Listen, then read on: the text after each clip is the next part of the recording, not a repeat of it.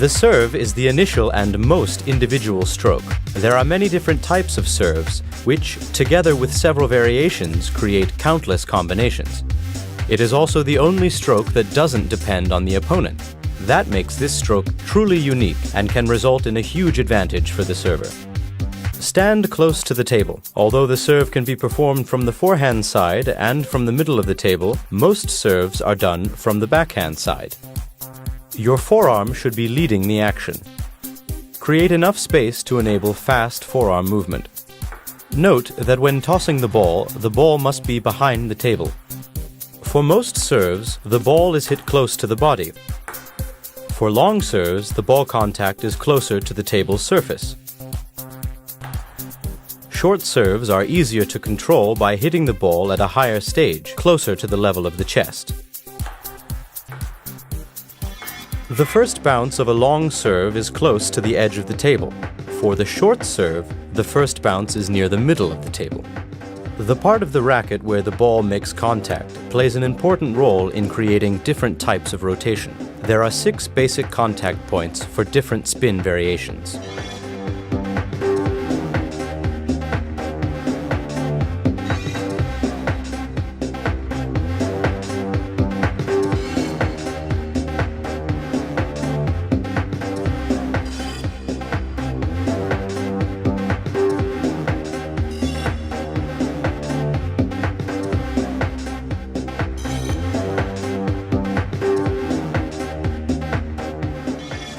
Deception can also be produced by hitting the ball at different stages of the movement.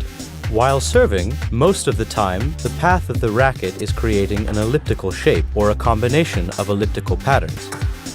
Hitting the ball at different stages of that elliptical pattern results in different types of ball rotation.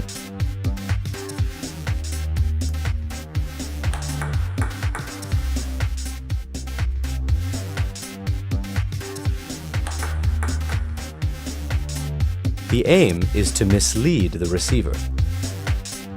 Recover to the neutral grip as soon as you complete your serve. Investing time and effort to master several good serves is the best way to improve your game and to see results in a relatively short period of time. You will gain the advantage not only at the beginning of the rally, but also by dictating the rhythm of the game. By improving your serve, your receiving will also get better. You will learn how to read the rotations of the ball and to understand your opponent's intentions. The short push is one of the major receiving strokes. Not so long ago, more than half of all receiving strokes were short. The idea is to prevent the opponent from attacking first and to seek an opportunity to deliver the initial attack. Receiving a serve, your basic position should always be the same. You're standing on the backhand side of the table and 1 forearm length from the edge of the table. Place your feet shoulders width apart and bend your knees deeply. Place your racket in front of your body to be able to reach either short or long serves. Place your weight at the front part of your feet, with the upper part of your body bent forward. When your opponent serves short and you want to play a short push receive, make 1 step with your left foot towards the table. Try to hit the ball very close to its bounce so you are able to play the push short. The short backhand push is most effective with your elbow positioned high, racket low, with head pointing low, forming a sharp angle with the table. It is a firm movement of the whole arm pointing down and forward. The forearm is more active than the rest of the arm, and the snap of the wrist is very short. You can achieve the best result when you use a very short body movement from up to down to produce more force for the spin. It is important that the action stops immediately after you touch the ball and that your grip relaxes so that your hand moves back to be prepared for the next stroke. For a forehand push, the body movement is the same as for the backhand push. The only difference is the wrist, which is tilted backwards. Basically, the stroke is the same used for a basic forehand push. It is just the length of the stroke and its rapid end which makes the difference. The short push has to be not only short, but also bounced low.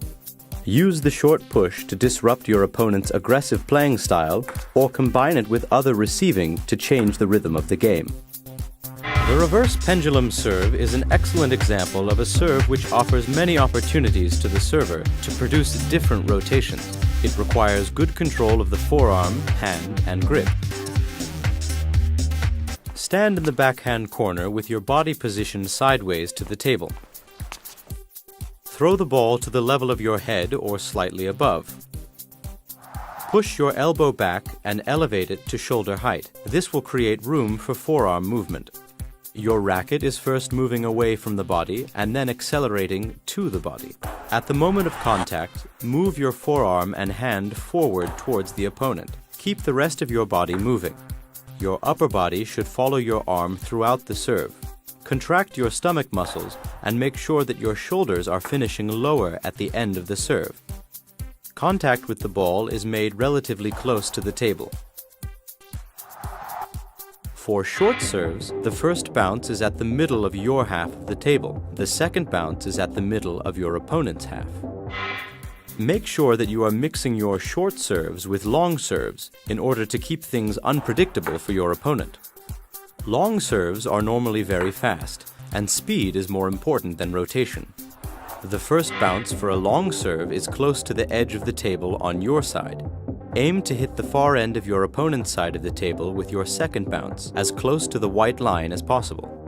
Besides short and long versions of the serve, try to master the skill of hitting the ball with different parts of the racket and at different stages of the movement. This will result in completely different rotations, and it will make your opponent work hard to predict what you have just served.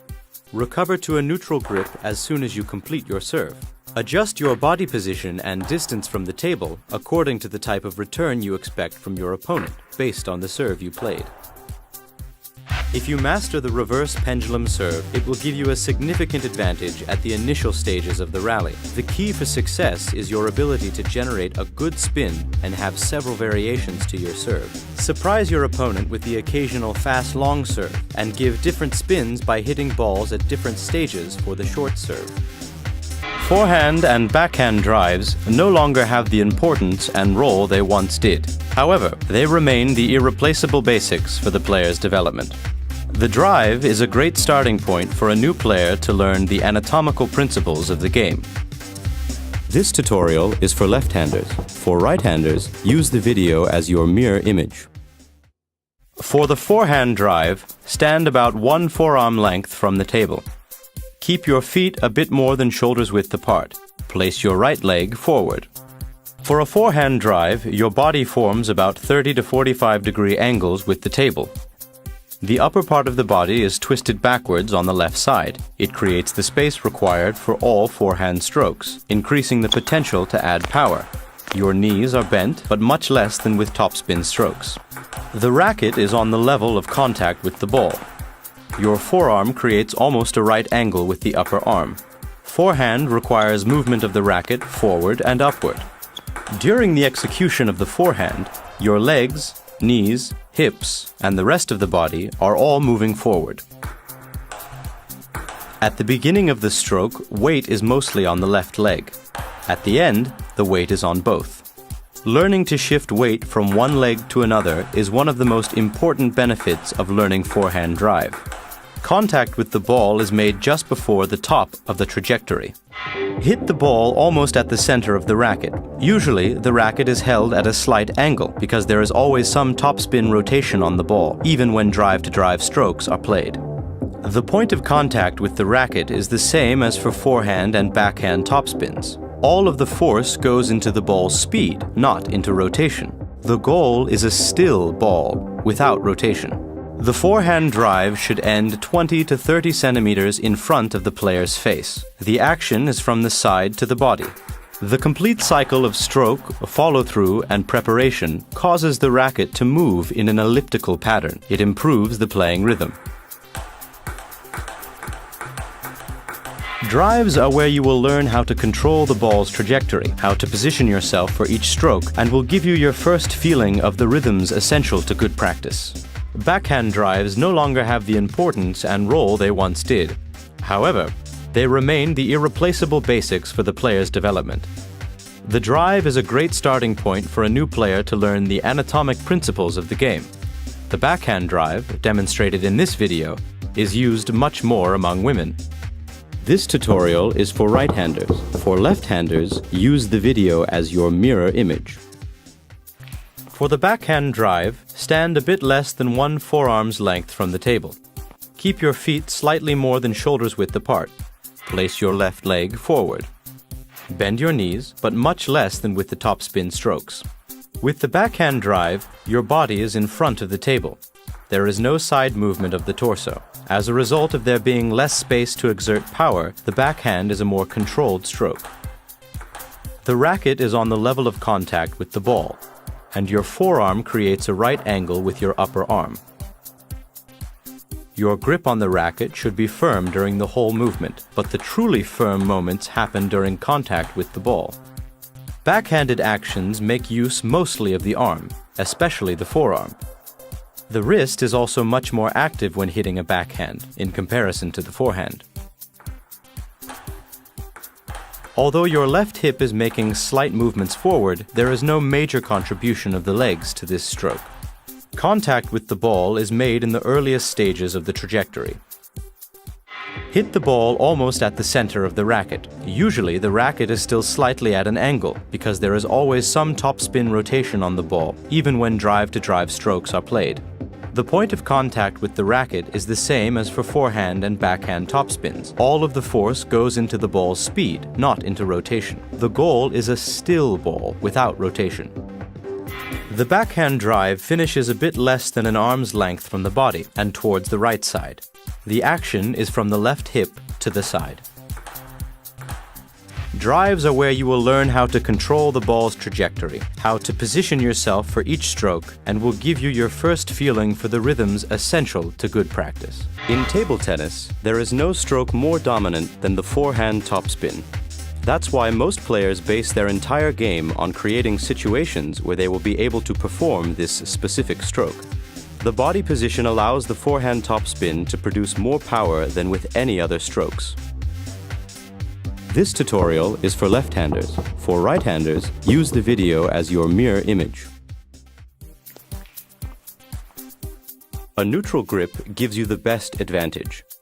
The racket should be seen as an extension of your arm. The edge of your racket and the line between your index finger and thumb form a straight line, leaving only the width of a finger between your hand and the racket. In other words, tilting the racket or gripping the handle too loosely or too tightly will create a different grip. Stay 1 forearm length from the edge of the table. Make sure you are in a stable position with your feet more than shoulders width apart and your right foot slightly in front of the left. Bend your knees quite deeply and rotate your torso to the left. Your core should be low. Your left shoulder is much lower than your right one. Drop your hand and racket almost vertically down. Your hand's starting position is slightly above and beyond your left knee. Your arm is almost straight. Your grip relaxed. From a coiled position, move forward and upward. Note the roll of the right knee as it is rotating and rising, taking a lot of pressure at the initial stage of the stroke. Your hips should be going into the same direction, with your left hip leading. The same applies to your shoulders. Your forearm accelerates, decreasing the angle between fore and upper arm. The contact happens in front of the body. During the contact, your shoulders should form an equilateral triangle. The racket is facing the ball. Your wrist is closing the angle and going forward. The point of contact is just a little bit up and further from the center of the racket. After the contact, the racket continues to go forward and up, reaching the final stage 10 to 20 centimeters in front of your head. Your shoulders, hips, and legs face the table at the end of the stroke. Finally, the preparation for the next stroke starts. There are many different types of forehand spin. Form of the stroke, distance from the table, joint position, and contact with the ball depends on receiving the ball and the playing style. You cannot compete in modern table tennis without mastering the forehand topspin. The backhand topspin is getting more and more popular. The game is getting faster, and there is less time to prepare for a forehand topspin. Players who know to use a good backhand topspin have an enormous advantage. This tutorial is for left-handers. For right-handers, use the video as your mirror image. One of the most important differences between forehand and backhand strokes is the role of your thumb. Applying more pressure to the racket is essential for this stroke. Stand 1 forearm length from the edge of the table. The basic position is with your feet more than shoulders width apart. Your right foot is slightly in front of the left. Bend your knees quite deeply, especially the left one, and rotate your torso to the right. Your core is low. Your left shoulder is slightly forward and down, as is your elbow. Your wrist is bent to make the top of the racket tilted towards the body. Your grip is relaxed. The racket is going mostly forward, but also up and sideways to the left. Use your forearm to lead the action. The upper part of the body is playing a much bigger role in the backhand spin compared to the forehand. Less space is used to perform the stroke. More force is required from the torso and also from the wrist, because the shoulders are not contributing to the power as much as they do with the forehand topspin. The contact with the ball is solely in front of the player, and therefore much closer to the table as compared to the forehand. Your wrist is going forward and is closing the angle, producing a brushing stroke over the ball. The point of contact is just a little bit up and further away from the center of the racket. At the last stage of the movement, your left shoulder is opening and both of your shoulders should be on the same level in a square position to the table. Your hand finishes almost at the height of your head. It should be further distance from your body in comparison to the forehand. The forehand and backhand blocks are defensive strokes. The efficiency behind block strokes is gained by using the speed and strength of the opponent's stroke. Reading the opponent and good timing are key for a good execution. This tutorial is for right-handers. For left-handers, use the video as your mirror image. Stand close to the table. Keep your feet shoulders width apart, almost at the same distance from the table. Your left foot should not be more than 10 to 15 centimeters in front of your right. Your knees are slightly bent. Your body is relaxed. The upper part of your spine is slightly bent. Your hips a little bit backward. Your core is much higher than with other strokes. The racket starting position is always above the ball. Your right shoulder is slightly forward and leaning downwards. Your elbow is also forward. The wrist is bent to get the top of the racket in a tilted position towards the body. Your grip and forearm are firm. Your elbow is close to the body and other parts of your body are relaxed. There is much less physical activity in block strokes. The racket moves forward and down, and the movement of the stroke is very small. When facing a strong topspin, backhand block is performed with lower and more forward shoulder, and your forearm is moving more downwards. A backhand block requires more action from the thumb pressing into the rubber. Like other backhand strokes, the backhand block is performed in front of the body, as it is an easier, more natural position to control the opponent's topspin. The ball should be intercepted about 15 centimeters after the bounce, about 1 net's height. If you want to be more aggressive and add some additional power to the ball, hit the ball at 1.5 net's height. Direction of the racket should be towards the center of the ball, particularly for blocking topspins with a lot of rotation. The point of contact is the same as for forehand and backhand topspins. Many times, you can choose to play short topspin close to the table instead of block, so keep your options open. A block is a really short stroke, and your hand stops just a few centimeters after the contact. If you anticipate that you have to play another block, bring the racket to the middle and above the table. Move to the position where your opponent's loop is most likely to come. Keep the upper part of the body relaxed. Answering an opponent's strong attack with a technically good block is simple, but a very efficient tool for a defender. In many situations, it seems that the blocker is winning the mental game as he uses the opponent's speed and strength against him.